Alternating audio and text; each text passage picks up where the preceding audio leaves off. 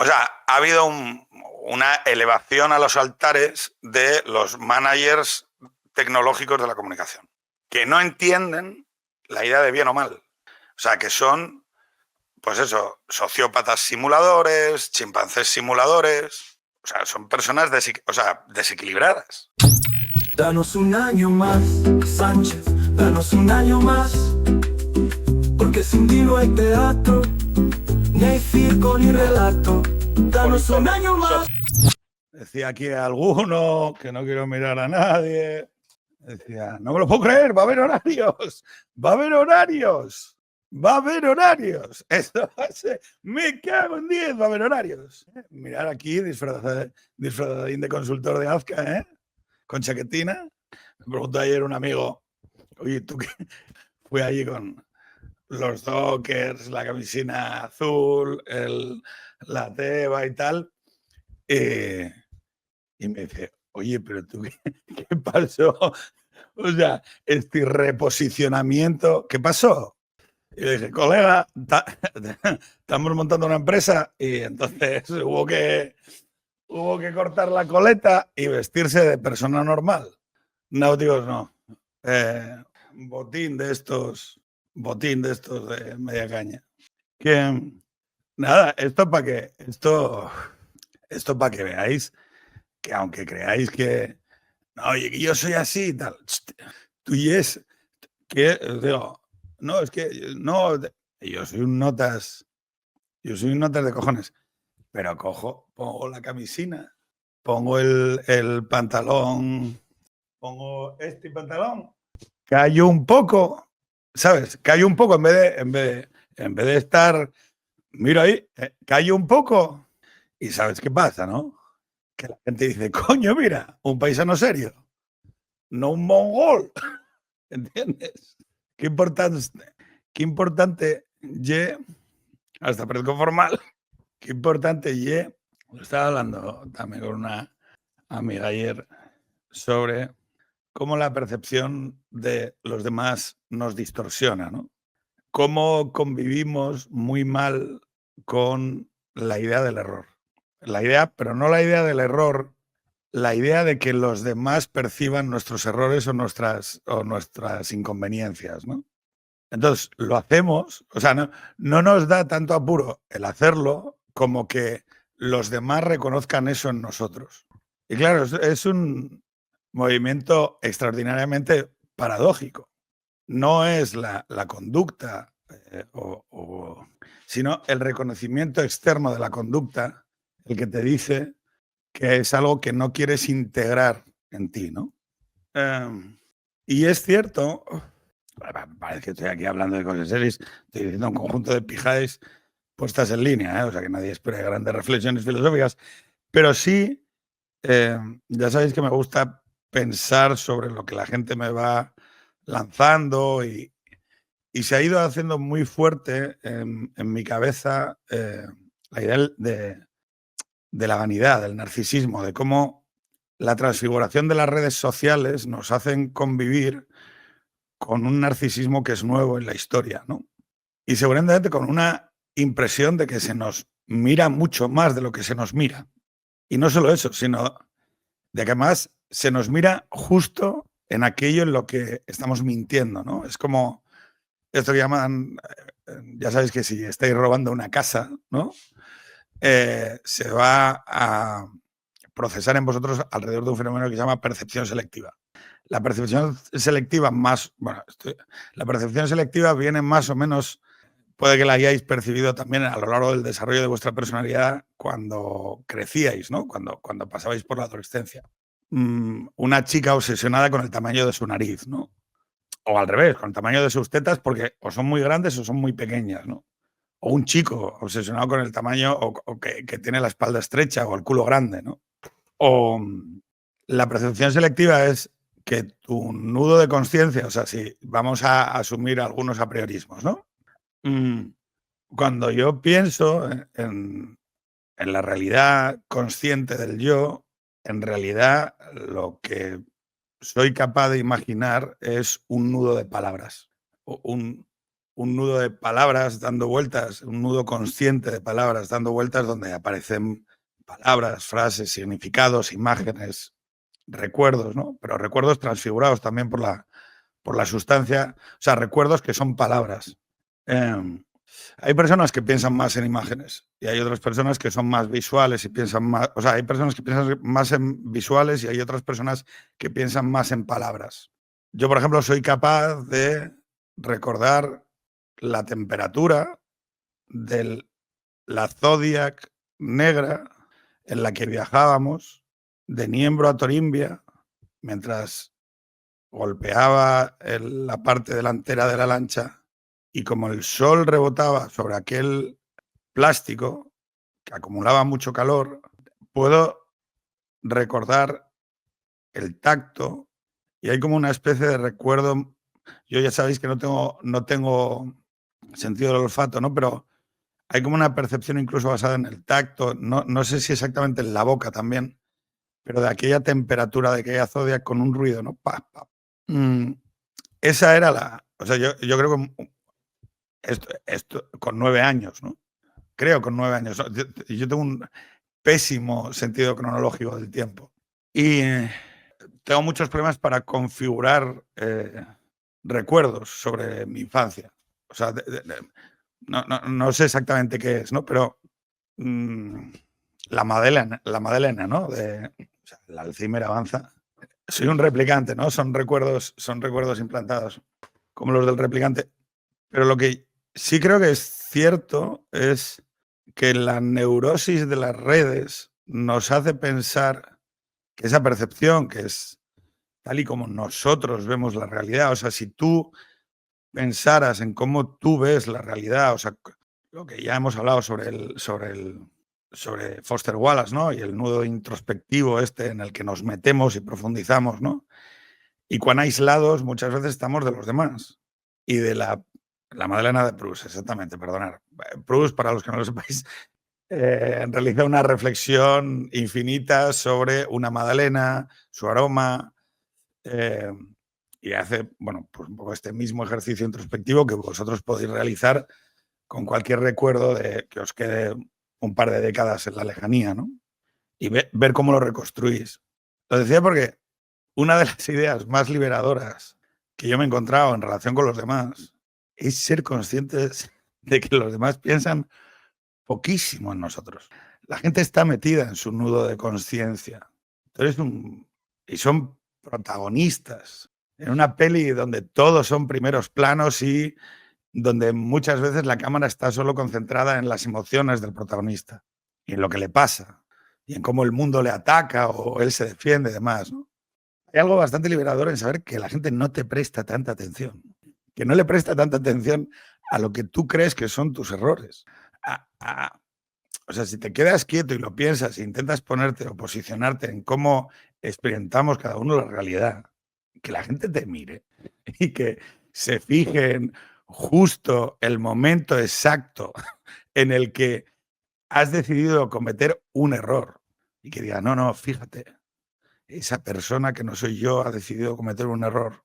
Pero no solo eso, sino que se lo lleva a sí mismo y lo recuerda y lo integra y dice, joder, y se queda con ello, ¿no? Pum, pum, pum, fíjate.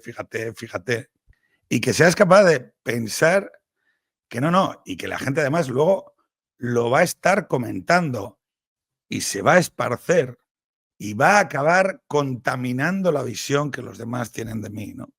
A la mayor parte de la peña se la sudamos muchísimo. No lo digo en plan mal, o sea, digo, cuando le importamos, cuando les dedicamos atención, cuando les miramos a los ojos, cuando les preguntamos cómo están, cuando una persona hace un esfuerzo consciente por ir hacia otra, ahí sí le importamos a la otra persona. Se construye un puente, pero cuando estamos cometiendo errores como cometemos todos, como el propio nudo de conciencia del que tenemos miedo que nos vea, pero ¿tú crees que ese nudo de conciencia no tiene sus propios miedos y miserias? No lo digo porque, no lo digo por, o sea, yo parto quizá de una, si estoy de puta madre, no somos tan importantes, al mismo tiempo, o sea, no somos tan importantes y al mismo tiempo sí lo somos, o sea, somos cuando cometemos errores o cuando tenemos esa parte minorada de nosotros que no nos mola, nadie está haciendo una investigación para descubrir nuestras mierdas. Y cuando en realidad saltamos hacia el otro y conectamos con él, ahí sí somos importantes. Esa es la paradoja. En cambio, hay muchas personas que lo perciben al revés. Le dan tanta importancia a sus propias equivocaciones que no son capaces de ver lo bueno que hacen, de lo interesantes que son, o que piensan divertido, o que son que tienen una energía que resulta agradable. No, es que cometo errores. Y yo, y el que piensas, y el tipo que piensas que te está juzgando, también comete errores, joder. Quizá por eso estaba pensando, ¿no? ¿Qué aporta? Al final tú tienes que aportar algo, ¿no? A la conversación, algo que creas que merece la pena, ¿no? Algo que si mis hijos dentro de 10 años entran a internet y ven vídeos de su padre diciendo gilipolleces, puedan entender sobre qué iba. Y yo creo, o entiendo, y que me interesa mucho pensar sobre la ausencia de perdón y del perdón y de una relación razonable con el error, con el concepto que ya sabéis que he robado infinitud de veces, que es la sensata imperfección de las instituciones humanas, ¿no? Hay que hablar más del error, hay que hablar más de la imperfección. Ayer alguien no sé por qué, pero durante estas semanas hay mucha gente que me ha escrito por privado, que me han contado cosas que les agradezco su apertura, su confianza, y tengo esa sensación de que vivimos en un mundo donde hay que levantar, incluso para reconstruir las relaciones entre hombres y mujeres, incluso para reconstruir la comunidad, ¿no? La convivencia. Yo, y me someto al que crea que me equivoco, la única palanca que veo posible es una reconstrucción razonable con la propia o la mera idea del perdón. O sea, no veo otra como una institución prepolítica, como una institución desde la que poder volver a plantear lo que tengamos que ser. Y bueno, y donde tendremos también que debatir y ponerle palabras a las cosas, ¿no? Gretix dice aquí, la cuestión es dónde poner el límite, hasta dónde perdonamos sin ser unos tontos. Si hubiese una fórmula, ¿no? Pero en base a eso, también os anuncio, se vienen o como 40 libros, así que vamos a hablar en Extremo Centro sobre libros. Vamos a hacer un espacio de libros, no colgado de la novedad, no colgado de la actualidad, pero sí para poder articular un poco con algo más de complejidad esa parte del pensamiento que yo creo que merece la pena que entre todos le pongamos un poco de marchuque a la cosa. No voy a poder ver el directo, pero ahí va mi dinero para un crowdfunding para que Soto escriba el Necronomicon 2, ahora que ya ha publicado el primero. Oye, mucho mambo, ¿eh? Muchísimo mambo. O sea, muchísimo mambo con lo de Soto. Buen día, dice de Don. Pedro, ¿cuánto dinero hace falta para que escribas un libro que se titule Entender la comunicación política? O sea, yo doy formación de eso. O sea, yo tengo un microprograma de formación, o sea, tengo talleres y tal. En diciembre hago uno en un máster en Acton, que trata fundamentalmente de explicarle a la gente que el marketing está equivocado. No que el marketing pivota alrededor de la idea de vender. Toda la matriz o el punto de vista comprensivo sobre la comunicación basada en el marketing se basa en cómo hacer que tú compres 10 litros más de gasolina o 10 litros más de leche. Yo no me dedico a eso. No tengo ni puta idea de cómo hacer que vendas más unidades de camisetas de no sé qué mierda. Yo me dedico a la moral. Yo me dedico a la moral. Comunicación política no es otra que la política no es otra cosa que el desencuentro moral. ha pasado una cosa en comunicación política, que es que los técnicos de la comunicación, la gente que sabe construir tecnologías, han ido usurpando cada vez más mecanismos de participación de la comunicación mal llamada política o comunicación de base moral. La comunicación de base moral requiere de un entendimiento profundo sobre la moral del ser humano, cómo funciona la conciencia moral, cómo funciona lo justo y lo injusto, cómo funciona el discernimiento moral. Para eso se utilizan técnicas sociológicas que muchas veces están profundamente erradas, acojonantemente erradas. ¿Por qué? Porque la peña viene de marketing. Y tú en marketing lo que haces es preguntarle a la gente qué le parecen las cosas. Y el problema que hay es que la gente no tiene ni puta idea de explicar las cosas. Tú te puedes tirar 200 años preguntándole a la gente que intente definir por qué le parece bien o mal algo y no te va a servir para una puta mierda. ¿Por qué? Porque juicio moral sobre la realidad se produce en un nivel -1. Y como no lo entiendes y la gente no hace el esfuerzo por entender ese discernimiento, entonces, claro, venden mierda. O venden tecnología. Venden fetichismo tecnológico. Uf, que está allí otra. Los palos que se pegan a través del fetichismo tecnológico. ¿De dónde dice? La política se ha convertido en un comercial publicitario. ¿Eso me dices? No exactamente. O sea, es normal que la comunicación moral, de base moral, y la comunicación basada en el marketing entren en fricción y se alimenten. ¿Cuál es el problema?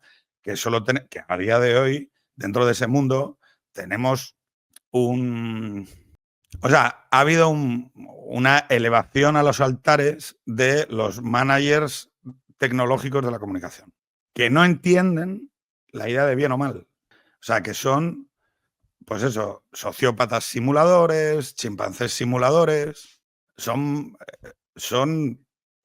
personas desequilibradas. Entonces, claro, es un verdadero problema. ¿Por qué? Porque no entienden cuando a veces, o sea, pues si la tecnología, evidentemente, si es una guerra con o sea, muchas veces, en parte la guerra o el conflicto en comunicación política ha derivado mucho en un conflicto de carácter tecnológico, pues porque hay mucho fetichismo y tal, ¿no? El problema es que se han dejado de dar algunos pasos básicos que permiten ordenar el flujo. Luciano dice, desde que te veo siempre me he preguntado tu dedicación y siempre que hablas de ello me quedo con ganas de preguntar ¿qué tipo de clientes te llaman y qué proceso sigues al trabajar? No, yo creo que vamos, esto es una idea prestada de Adolfo. Yo vendo seguros de caldera. Es una tipología. Luego hay gente que te llama con la caldera estropeada. Y hago lo mismo que hace un técnico de calderas. Lo mismo. Comprobar, mirar cómo están las tuberías. Oye, intentar no mezclarme con el ruido de la organización o de lo que sea, simplificar, o sea, meramente, o sea, se trata de intentar elegir unos mecanismos de evaluación de la cuestión que permitan objetivizar la cuestión. No se trata de tener razón, o sea, el gurú trata de tener razón. Yo no trato de tener razón, yo me equivoco, tomo decisiones gilipollas, a veces me equivoco. El tema es que cuando estás en un proceso de toma de decisión muy complejo y sometido a muchos incentivos, lo importante muchas veces es tratar de bajarlo, condensarlo, compactarlo, convertirlo en una conversación más tranquila, donde se pueda y separarla separarla para que tome cuerpo en un sitio donde además la gente pueda embarcarse en la propia solución. Porque si no, el problema es que son situaciones a veces muy anómalas donde la persona está sufriendo tanta tensión y tantos inputs que chifla. No es que chifle, o sea, la persona no chifla, sino que su proceso cognitivo se ve alterado por estados emocionales. Yo no sé si por ejemplo, los estados emocionales alterados son un factor dentro del proceso de decisión. Oye, ¿cómo está la persona? Porque claro, igual la persona está en un proceso de crisis existencial. y, y luego intentas que la caldera arranque. Pero, o sea, cosas que he aprendido. No intentar saber más que... O sea, pero vamos a ver, si la persona lleva 20 años dedicándose a una cosa, tú vas a saber más que él de esa cosa. Pero estamos locos. Estamos locos. Tú no sabes más que nadie de los que están en la mesa. Pregunta John, ¿desde cuándo te viene esa capacidad de ver la vida desde un horizonte tan analítico? Me fascina. Pues fue un leve proceso o sea, fue porque me quedé solo. Me quedé total y absolutamente solo. Me queda un amigo. O sea, yo solo tengo un amigo, que es Dani, que no sé si estará viendo esto, pero si lo está viendo, le mando un fuerte abrazo. Es la única persona que me ha visto en todas mis reconstrucciones. Entonces, yo de los 19 a los 21 fui un drogadicto estupendo y divertidísimo, con muchos teléfonos y mucha gente para salir, y que me sentía total y absolutamente solo. Y entonces hay un momento que tengo que llamar a mi padre y decirle, oye, papá, sáqueme de aquí que me voy a matar. Mi padre viene en coche, me coge, me devuelve a Asturias, me pongo a estudiar una FP y luego me pongo a trabajar. Pero en ese año de reconstrucción, tú date cuenta que cuando tienes que dejar, por ejemplo, las drogas, o sea, si has desarrollado una relación compulsiva o adictiva con una droga, uno de los fenómenos que más rápido tienes que hacer es detectar qué personas activan en ti el deseo de consumo. ¿Qué personas detectan? ¿Qué personas que no es culpa de esas personas? O sea, eso que te está pasando no es culpa de esas personas, pero tienes que asumir que no les puedes ver. O sea, que no puedes seguir teniendo esa relación porque por lo que sea hay un path dependency, si quieres que lo digamos en plan consultor, pero vamos, hay una inercia en esa relación que te lleva a esos... Muchas veces el consumo es entorno, que lo dice aquí José Manuel. Entonces tú rompes el entorno y lo que hubo fue una reconstrucción de mi carácter frente al espejo, ¿no? Yo no estaba solo porque fuese un drogadicto. Yo estaba solo porque con carácter previo a ser un drogadicto hacía daño constantemente. Hacía daño constantemente a la gente. Como no tenía la sensación de que me fueran a querer o de que pues yo atacaba primero, me dedicaba a ser cruel, me dedicaba a ser un gilipollas y luego con las drogas resolvía la sensación o la emoción de separatidad, ¿no? Pero eso no era culpa de los demás, era que yo no era capaz de tener relaciones sustantivas o genuinas con nadie, ¿no?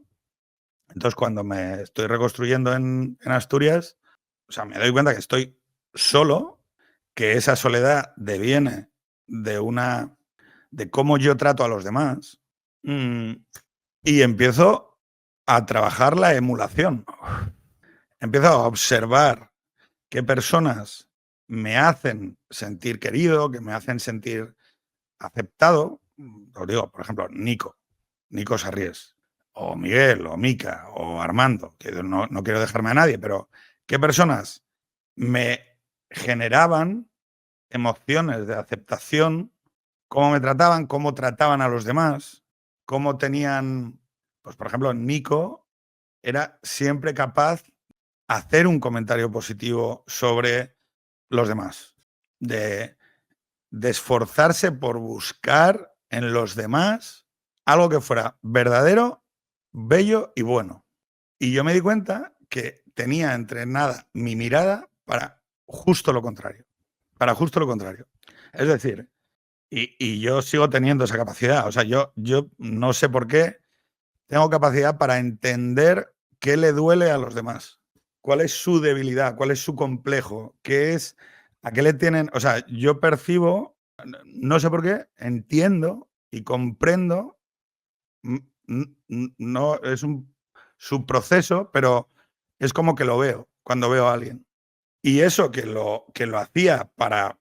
O sea, eso, o sea, fue un proceso de darme cuenta de que, bueno, pues si tengo esa capacidad para percibir en los demás el qué les duele o cuál es tal, ¿qué pasa si eso me esfuerzo en devolver o intentar devolver una autoimagen positiva a la otra persona? Luego, claro, he aprendido de mucha gente pues, a hacer confronto positivo, o sea, cosas que si alguno ha hecho o entiende cómo funciona. Es decir, la importancia de la escucha, y de esa composición, pues empecé a desarrollar mucho interés en el lenguaje, en las palabras. Mi padre enfermó,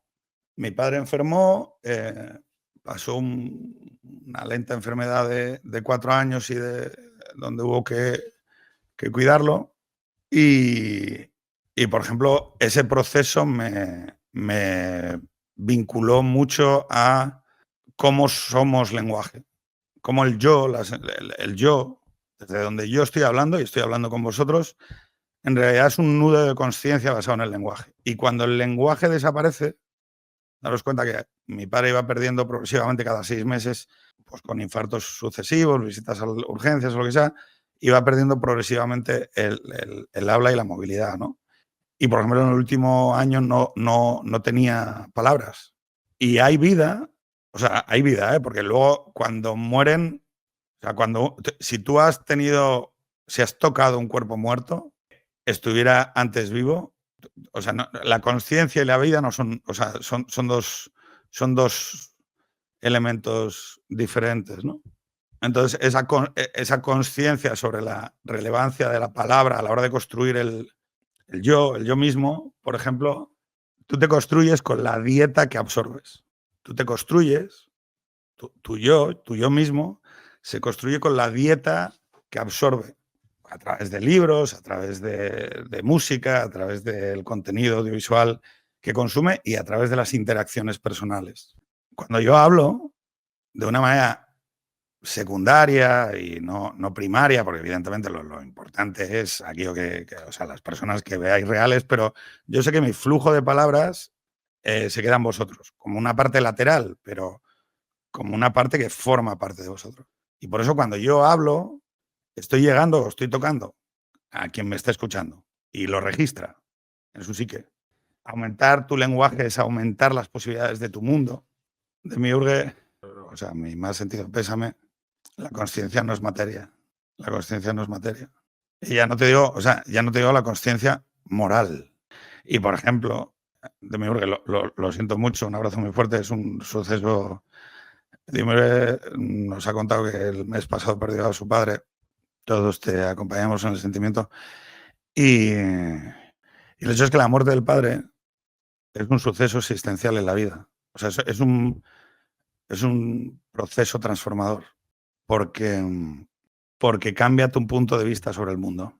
Los sucesos existenciales, que son 3 o 4 en la vida, no muchos más, son momentos desde los cuales el yo consciente pivota su punto de vista y cambia. Y bueno, es una manera nueva de ver el mundo, que es otro de los elementos, ¿no? Por eso, para mí, por ejemplo, el nacimiento de mi hija y la muerte, la lenta muerte y separación de mi padre fueron 2 sucesos que se cruzaron en mi vida y que me hacen cambiar. La mayor parte de lo que la gente conoce hoy de mí no tiene casi nada que ver con nada de lo que yo era antes de los 36. Y esto se lo digo mucho a la gente que está como en búsqueda, ¿no? Con 30 años y tal, que muchas veces están como muy necesitados de saber, de afirmar en el mundo lo que son o lo que ya son, ¿no? Y claro, es que lo que eres va a cambiar como un calcetín dado la vuelta el día, pues que si afortunadamente eres padre o cuando muera tu padre o tengas que acompañar a un familiar en una enfermedad o a tu pareja en una enfermedad larga. Y ahí la vida, o sea, tu afirmación del yo mismo en el mundo va a cambiar tanto, va a dar tanto la vuelta que todo el nudo de preocupaciones que antes te parecían importantísimas. Os cuento un tema sobre el fracaso de las expectativas, ¿no? Y cómo nos construimos también por parte en nuestros fracasos. Yo, como había sido ese joven drogadicto y había fracasado los estudios, yo o sea, estudié de mayor. Pero yo, vamos, empecé publicidad y a los 3 años de tantas drogas que me metí, lo tuve que dejar. Y era tan evidente que yo me sentía como un fracaso, porque yo tuve un padre muy grande, más grande que la vida, era como un personaje de peli, ¿sabes? Es como, era un hombre grande, fuerte, que bebía con las manos grandes, inteligente, culto, con paciencia, con buen humor, y luego además reconocido públicamente. Sus amigos le amaban, le adoraban, la gente tenía muy buena opinión de él, honrado, pero al mismo tiempo no juzgaba. Entendía el mundo, estaba en el mundo, pero lo abrazaba. Bebía el Niágara, conversaba, sabía conversar, entender el mundo, la complejidad del mundo. Yo he escuchado a mi padre pensar cosas con 75 años. Esto es jodidamente increíble. Que un paisano con esta edad esté alcanzando síntesis sobre el mundo que son nuevas y que suenan originales y que son prospectivas cuando el mundo ya no forma parte, él ya no es el mundo, pero sin embargo sigue pudiendo con toda la tranquilidad del mundo. Y otra cosa que tenía mi padre, maravillosa, era que amaba a las personas. Luego tenía sus imperfecciones, ¿eh? No quiero hacer aquí un...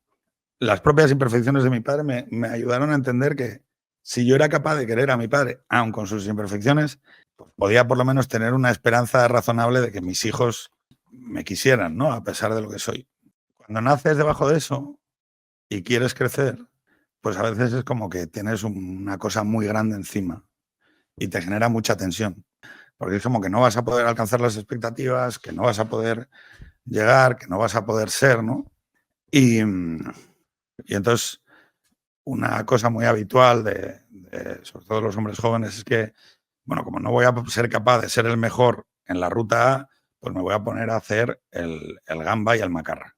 Me voy a meter en las drogas, voy a vender drogas, voy a robar motos, voy a quemar gasolina, voy a coger la pistola de mi padre y voy a dispararla, porque es como que coges una vía lateral en la cual no voy a ser mejor, pero voy a ser peor. Y entonces me meto en política, con 29, en UPyD, en las europeas de 2009 con Sosa Wagner. Y me neurotizo alrededor de la idea de que para darme valía necesito ser diputado. Necesito, para poder demostrarle a mi padre que en realidad soy inteligente, soy valioso, merezco la pena y demás. Cuando mi padre no me había pedido nada de eso, me meto en política porque él había sido político y es verdad que encuentro un punto de conexión con mi padre. Y entonces quiero ser diputado. Necesito. Por ejemplo, es muy importante en la vida entender la diferencia entre ser y necesitar, entre desear y necesitar. El deseo, el querer es una cosa buena. La necesidad es una cosa que te jode, ¿no? Y entonces al calor de esa necesidad y del delirio de grandeza y de yo soy y tal, no sé qué más, pues reintroduzco la mentira en mi vida, me convierto en un tío que está todo el rato en esa visión de cálculo sobre los demás y demás, ¿no? Mi padre enferma en 2012 y mi hija nace en 2013 y muere mi padre en 2016. Y en 2016, sí, fue la nueva adicción, exactamente. Más que adicción, yo soy más compulsivo que adictivo. O sea, no sé si sabéis un poco los matices que hay entre adicción y compulsión, pero bueno, no sé si tenéis algún amigo que puede ser abstemio, pero que como tome una copa el jueves a las 7 de la tarde, aparece al día siguiente sin camisa y en un taxi camino a casa con un blackout.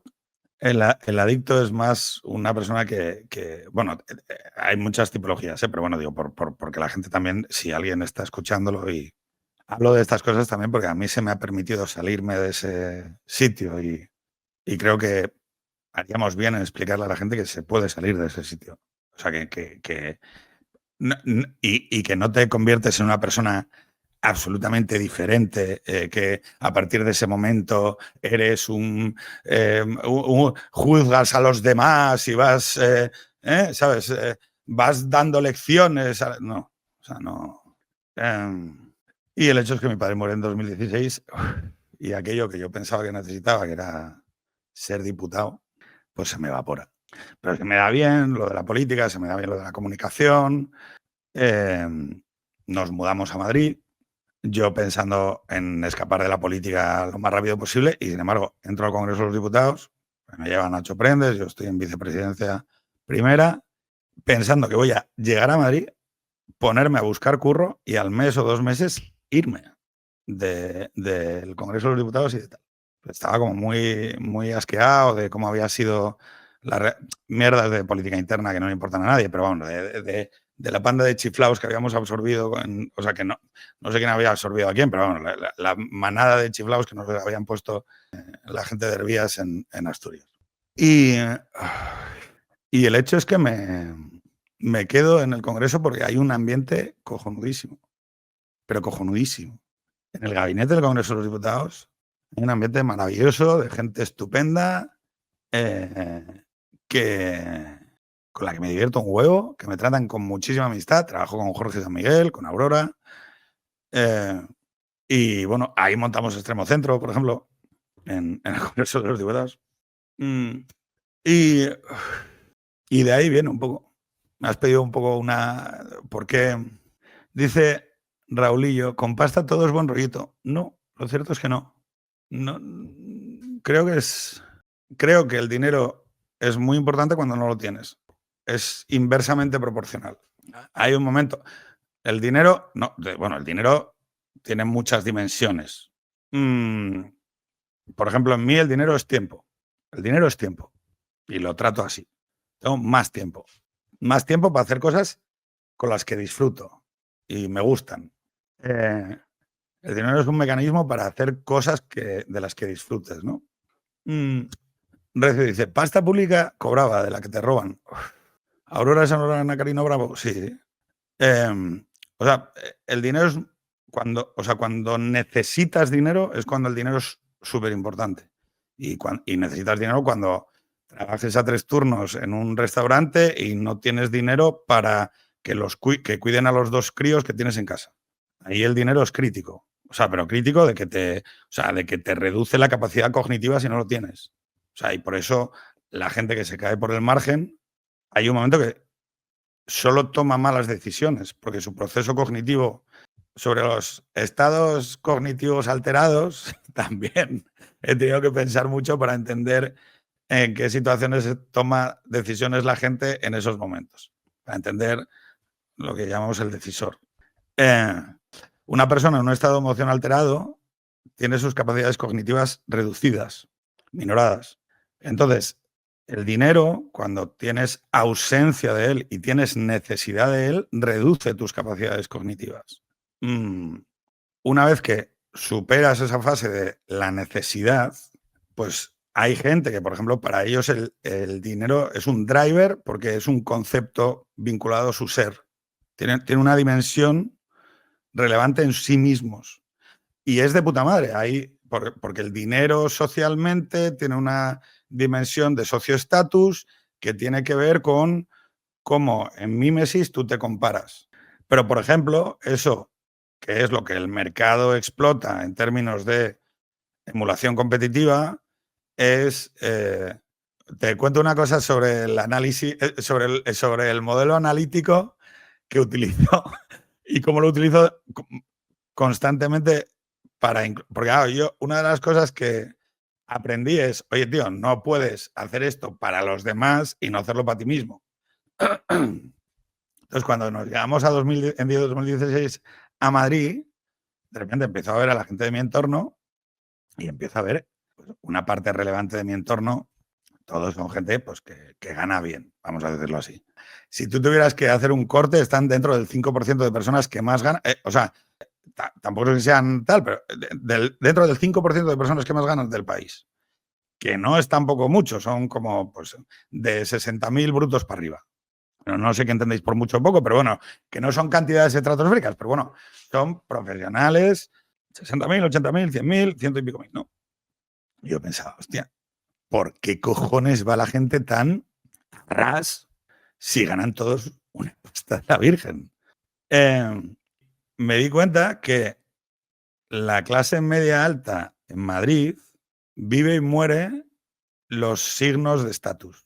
Y son esencialmente dos elementos: el colegio, la vivienda, pero no la vivienda, sino el sitio donde está la vivienda. El colegio y la vivienda. ¿Por qué? Por cómo está construido Madrid. Es un sitio donde la competición entre pares de la clase media alta es muy agresiva. Y claro, yo dije, joder, ¿pero esto por qué es? O sea, aquí la gente se deja unas barbaridades de pasta en los colegios que meten miedo. O sea, pero que meten miedo. ¿Solo en Madrid? No, yo digo lo que observo en Madrid. No sé si en otros sitios supongo que será igual, pero bueno, en Madrid de manera muy agudizada respecto de lo que yo conocía de Asturias, ¿no? Luego es verdad que esa plantilla la pasas a San Sebastián y vas a ver un fenómeno muy parecido al que voy a decir ahora. Madrid, para los que no lo conozcáis, es una ciudad inmensa que tiene campos de conejos alrededor. Hay mucha oferta de vivienda, Hay mucha oferta de vivienda en cuanto tú desnudas el mapa. O sea, de cuando tú dices, oye, pero no voy a mirar solo en un cachín, voy a ampliar. Hay una campaña idealista que a mí me gustó mucho que decía, hay vida más allá de la M30. Y entonces, claro, te das cuenta de que lo que hace que la clase media en Madrid esté hiperpresionada, los coles y la vivienda. Y la vivienda en Madrid tiene 3 factores: condiciones objetivas de la vivienda, altura, años de construcción, si tienen plaza de parking, ascensor, orientación, metros. El segundo es distancia al centro, donde el centro es polisémico. El centro es, si yo te doy esto y digo que lo dejes caer en el kilómetro cero donde querrías, en un mundo hipotético, ir a vivir, es polisémico. ¿Por qué? Pues porque hay gente que sus padres o sus abuelos son del barrio de Azca o del barrio Salamanca, o ellos perciben que su centro es Plaza Castilla, que sería el norte, yo no sé por qué mi centro es el barrio de las Letras, el Congreso de los Diputados y el Museo del Prado. Eso es lo que yo entiendo en Madrid como el centro, por lo que sea. Y luego la tercera dimensión, que es el socioestatus, que es como Madrid es como un reloj. Tú tienes la A6, puedes hacer como una diagonal, que es A6, es como una diagonal así. Entonces, si tú vas mirando el precio, es más barato, más barato, más barato, más barato, más barato, más barato, más barato, más barato, más barato, más barato, más barato, más barato, más barato, noroeste lo más caro, sureste lo más barato, y luego más caro, más caro, más caro, más caro, más caro, más caro, más caro, más caro, más caro, más caro. Y es como un reloj.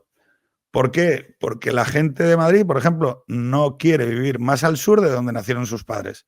Entonces se pueden acabar yendo a Tres Cantos, o sea, se pueden acabar yendo a tomar por culo, pero más al sur, ni de coña. Les arrancan las uñas de los pies. Ellos nacieron a esta altura, para arriba, ¿sabes? O sea, para el norte. Porque en la cabeza del madrileño ir hacia el sur es desclasarse. Yo lo hago mucho con los alumnos, ¿no? Pues gente de 23 a 29, en trabajos hipotéticos como de alto rendimiento, tienen una sensación de fracaso de las expectativas, ¿no? Y hacemos mucho este juego de ¿cuánto dinero quieres, cuánto dinero necesitas? ¿Cuánto dinero quieres y cuánto necesitas? Y claro, es que tú ves que el mapa de necesidades de algunos jóvenes madrileños es, y cuando les preguntabas, ¿pero y eso por qué es? No, porque si tengo y los quiero mandar al Kingston o al tal, y claro, y necesito una vivienda aquí, y claro, yo creo que mucha de esa gente no se va a dar cuenta de que están viviendo en un Madrid que ha cambiado. ¿Yo qué hice? Dije, ¿dónde está la vivienda que quiero tener y puedo pagar? ¿En Getafe, Perales del Río? Getafe, Perales del Río.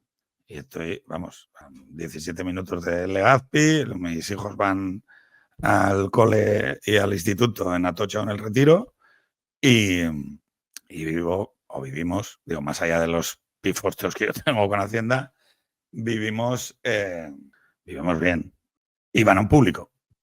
No, chalet, urbanización de chalet con adosados y zonas comunes, porque era otra de las cosas, son las mitologías estas de los madrileños, de los adosados son charca, no sé qué. O sea, los jovencitos madrileños de quiero y no puedo, que están todo el día significando estatus, tío, es una cosa loca. Siente personas que yo gano el doble que ellos, unos relojes, unas camises, una vocación por gastar perres en que se me vea que tengo perres, y yo pensando, la madre que me parió. Claro, pero esa clase media aspiracional está dejando perres en competir, en emulación competitiva memética, con gente a la que le importas un huevo. ¿Tú crees que a la gente le importa el reloj que llevas? O sea, ¿tú crees que a alguien le importa si la ropa que llevas es de temporada o no? Que no pasa nada, ¿eh? O sea, digo, pero tú sabes qué pintes de mierda llevo yo a algunas reuniones y a la gente se la suda. Se la suda. O sea, digo, se la suda. No, yo que van a pensar de mí. ¿Qué van a pensar de ti? Yo al revés. Yo tengo prejuicios no negativos. Digo, pienso, joder, pues yo tengo mis millones de mierdas. Pero cuando veo a alguien que está hiperembarcado en estar demostrando constantemente la significación de estatus, pienso, me dice que tú sabes, Pedro, lo que es tirarse 1 hora y 20 en ir a trabajar y 1 hora y 20 en volver a casa. No, y yo soy cochista, ¿eh? Yo soy full cochista. Vamos, yo no...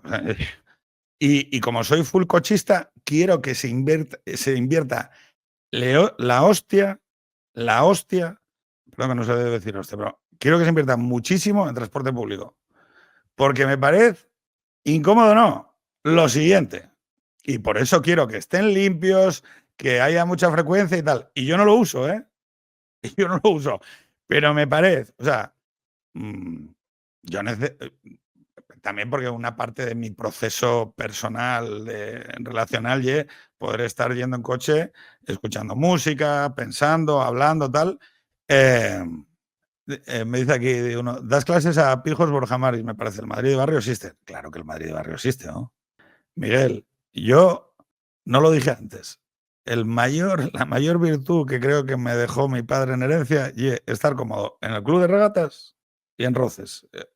El mayor legado que me dejó mi padre fue en la hípica contento, saber comer, entender que hay que pegar los codos a la barriga y no ensancharlos, no comer con la boca abierta, o sea, y luego ser capaz de estar pegando la parpayuela en un garito, en un barrio obrero, o parándome con un paisano en un pueblo y disfrutar de las dos experiencias.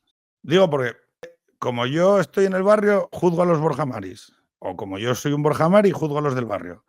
Te digo mi experiencia, todo el mundo es igual. Todo el mundo es igual.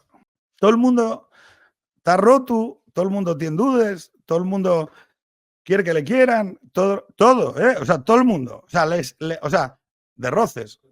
Todo el mundo es igual. O sea, al final, el nudo de conciencia es muy similar en todos los casos. Todo el mundo puede ser muy buena gente y muy mala gente. Todo el mundo puede ser una cosa muy grande y una cosa muy pequeña. Y es mejor no vivir angustiado por pensar que hay una habitación molongi a la que a ver si consigo entrar en esa habitación molongi. Que no, que cuando entres en la habitación molongi vas a ver que es la misma mierda, pero no digo mierda en sentido mal, sino que es lo de siempre. O sea, todo el rato es lo de siempre, todo el rato. O sea, no hay un momento en el que dices, ¡buh! Y de repente llegues aquí y ¡fu! No, y todo igual. No, hay gente que, pues, o sea, yo, por ejemplo, sé que hay una experiencia humana que me gusta mucho, que es dar de comer. Entonces compramos una casa para poder dar de comer. Y seguramente intentemos hacer una reforma para abrir la planta baja y entonces ya aquello sea como una casa abierta totalmente. Y que vengan Borja Maris y gente de Villaverde y moros y latinoamericanos y tal. A mí me gusta la gente. Vamos el club de boxeo, lo tenemos en Villaverde.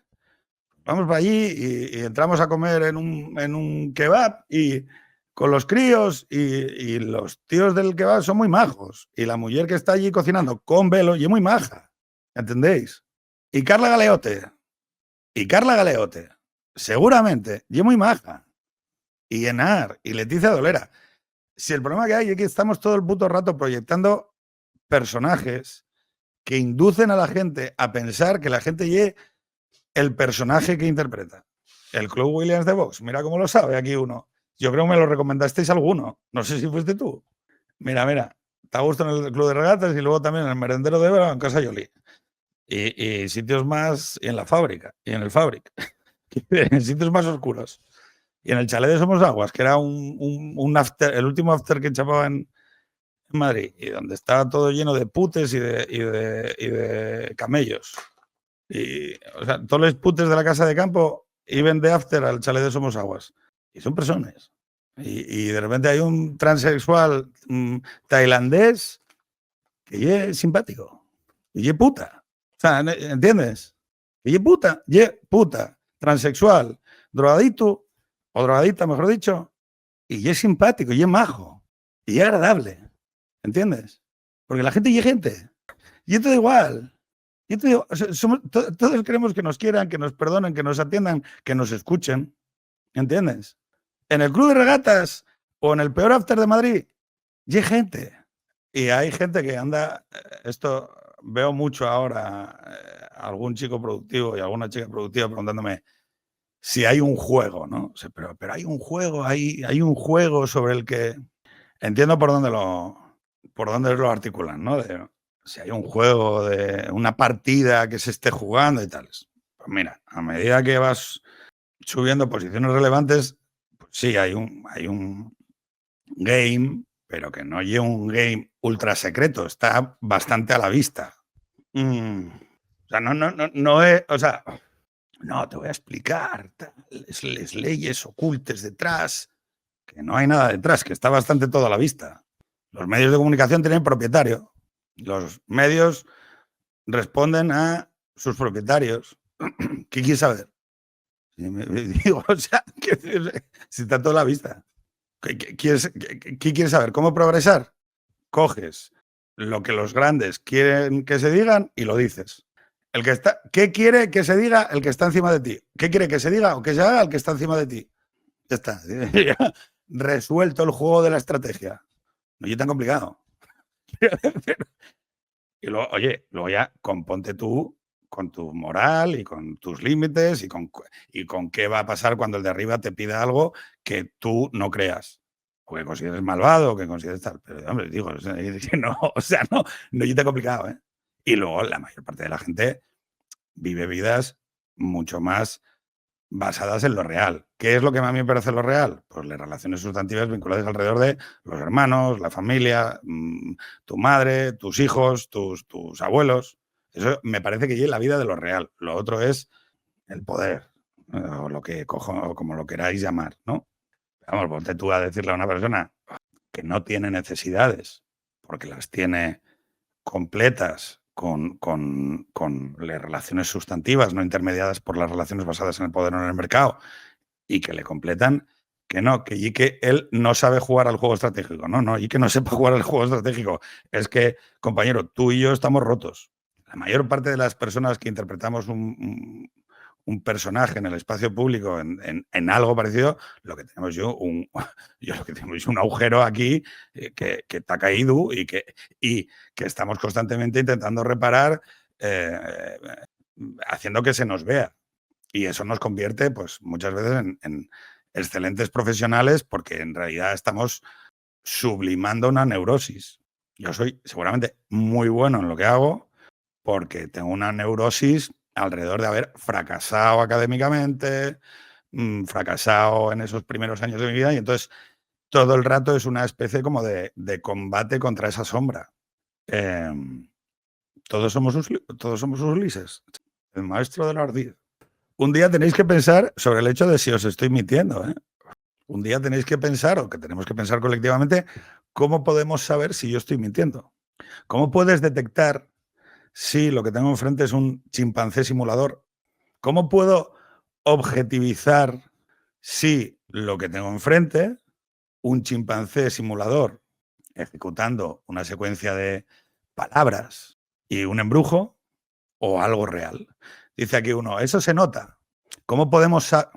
Florian dice, por los hechos y actos. Conoces a la persona. En un mundo de palabras, lo único que puedes percibir tú es cómo se comporta alguien cuando no se siente observado. Entonces es muy importante mirar la vida real ejecutada de la gente. ¿Cómo es esta persona cuando no está declarando? Claro, pero decía aquí uno, la cara, ¿no? Pero la cara genera un problema. Yo puedo quizá ser muy bueno fingiendo emociones. Tenemos actores, ¿no? Los actores en el cine son capaces ellos mismos de crear emociones y de proyectarlas. Ahí donde tendríamos un dilema es, ¿son verdad o son mentira? Yo creo que para mí la situación es límite.